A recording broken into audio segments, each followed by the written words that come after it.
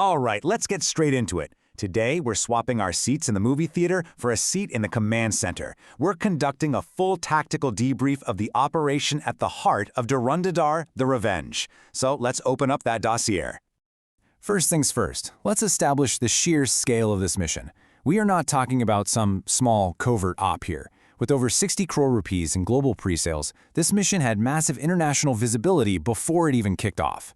That kind of investment, that kind of anticipation, it tells you one thing. The stakes were astronomically high from the very beginning.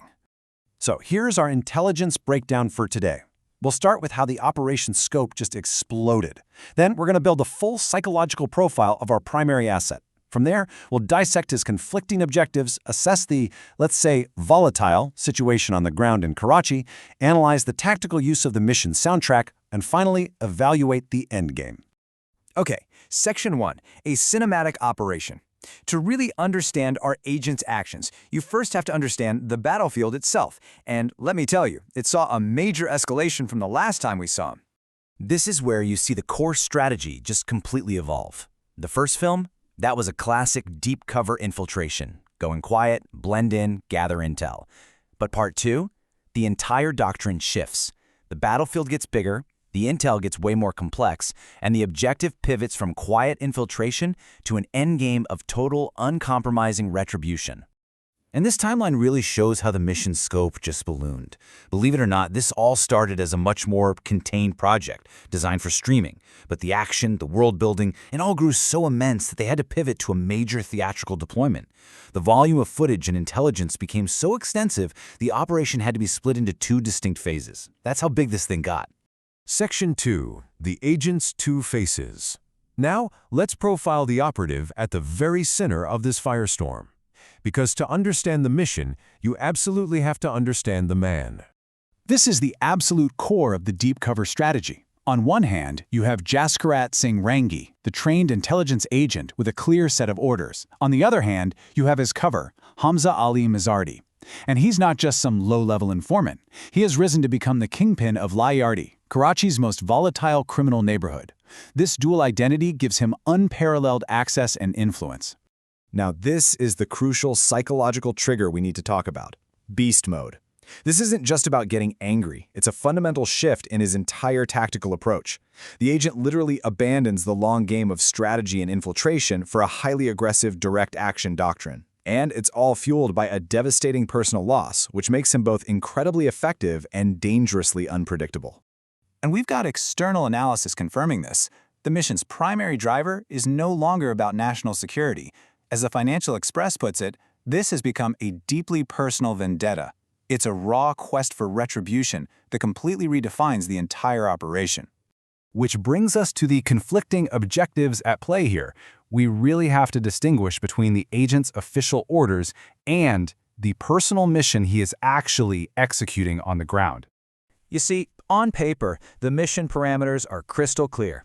They align with major geopolitical goals. Infiltrate the criminal networks, disrupt political power, confront new threats, and of course, avenge the 26/11 attacks.